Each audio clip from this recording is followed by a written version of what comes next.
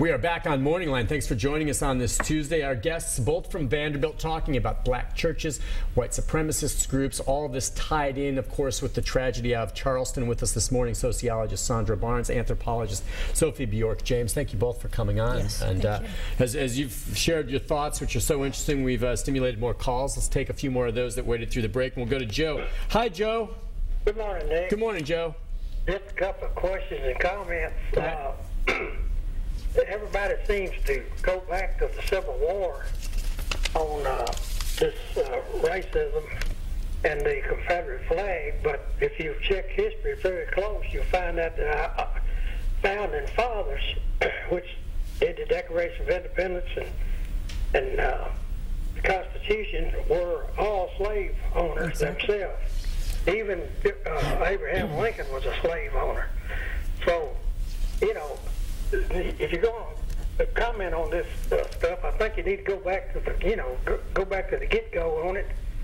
And as far as the white supremacists goes, most all of them that I've saw lately use the swastika as their motive to drive.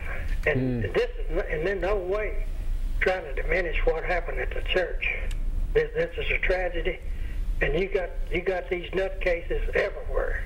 I mean, look at the guy that did the shooting at the schools, the guy that done the theater shootings. I mean, this is, I think this is a very small part of what this fruitcake was doing. I don't think that was driving him at all. He's just a nutcase to begin with. Well, maybe the difference here between, say, the Colorado theater shooting or something like that is that this one, and we talked about this during the break, is specifically targeted. He specifically targeted this church to instill fear and terror in a specific segment of the population. So I think you very easily can refer to this as a terrorist act. It is certainly a hate crime, and that's where it, to me, is a little different from some of these other cases we've seen of late where there's just been mass murders by people who went on shootings for whatever crazy reason.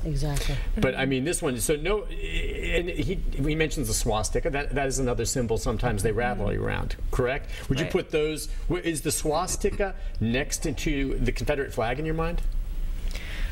Well, I mean, that's really hard to say. I mean, I feel like in some ways the swastika, what's happened is that it's become it represents a history of racism. So I think the Confederate flag also represents a history of racism. I feel like what some of the callers have also said is that they want to say it doesn't only represent that. But I'm an anthropologist. Part of what we study is symbols. Symbols, like I can ascribe my own personal meaning to an object, but if other people, collectively think it means something else, then it's like that's going to also have an impact on that. If I wanted to take the swastika and say, oh, it actually is Aryan from the ancient Indian symbol, and it doesn't mean it shouldn't be tied to Nazism, no one's going to buy that because people are going to take offense to it because that's its collective meaning now. So I feel like it's the same with the Confederate flag. And if we're going to take a history, if we're going to consider the history of the South as a multiracial history and a multiracial future, then we have to come up with a new symbol. Let's go to Robert. Robert, good morning. Good morning. I'm from White County. And I got a rebel flag myself, and it's not a race. A rebel flag is not a race. You're saying it's not racist? No.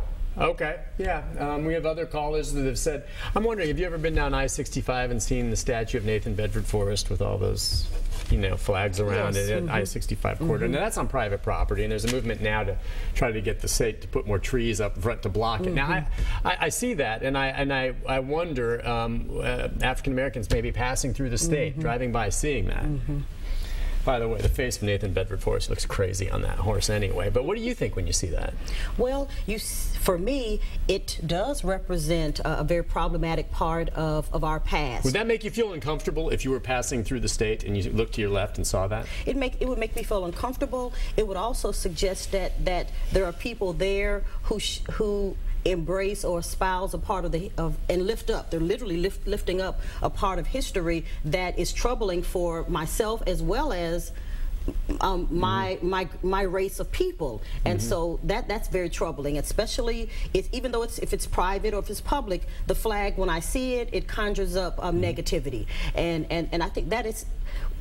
We can continue to have a conversation about whether it's historic and whether it's hate-based, but it looms large as divisive, and I think that's the point that I really want to kind of hone in on. If something is so divisive, then aren't there other counter narratives that we can think about to unify, especially when we're talking about the which we said earlier that white supremacist groups tend to push back. Well, then that makes me wonder if this is not addressed in a very, very proactive way, then it increases the chances that will take place, as opposed to saying, well, we're not going to push back because we're concerned or we're afraid that they're in turn they're going to retaliate. And so when you think about the flag, when you think about it in public and private spaces, it just suggests that there is a need for very proactive conversations and then very proactive strategies and programs at multiple levels to create a new narrative, to create a new discourse, and to build community, if that is really what we're interested in. And that's wonderful. And the fact is, the vast majority of people, I think, are good people and are going to want to be part of that narrative. Now, my concern, and I hear what she's saying, Professor, but is that discourse she's discussing going to change the mind of anyone as far along as Dylan Roof anyway? Right. Right. No. See, that's what worries me, because I agree, and most of us are rational, good people, and a discourse, and we want to just all get along. But boy, how do you get to these extreme fringe groups and get them to be not quite so angry? Well, so there's a couple of things. On the one hand, this is a law enforcement issue. I mean, he's a terrorist. Law enforcement should be tracking white supremacist groups that are threatening violence. But at the same time, I mean, we've taken on, like at Vanderbilt, like a lot of campuses, there's a problem with sexual violence. That's an issue in terms of law enforcement, but we've also recognized on campus that it's an issue of culture. Exactly. And so there's a variety of programs and experiments in terms of trying to change campus culture to decrease the amount of sexual violence that happens. I mean, I feel like we can also think of it in a similar way in terms of racism. Exactly. That the white supremacist movement there's always been a vanguard ever since the abolition of slavery that's advocated violence.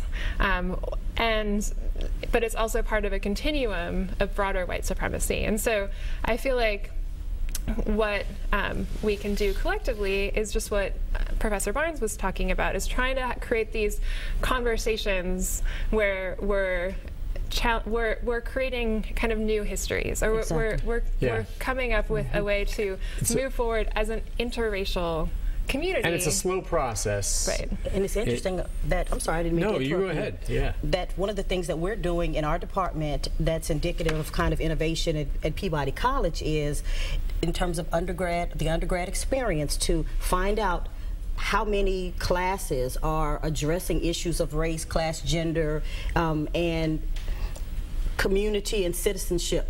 And so to make sure that our students do not graduate without being continually exposed to very strategic, very systemic examples and readings and conversations to build community, to build citizenship, to build an appreciation for diversity. And this is something that we're doing in our department, and I'm sure that it's being done in other departments as well. But we're talking about changing the culture through education. Why can't something like that be done K through 12? And I was going to say, exactly. It needs to start well before they get to your level at Vanderbilt. Exactly. Take a break on that note. Back in our final segment with more of your phone calls right after this.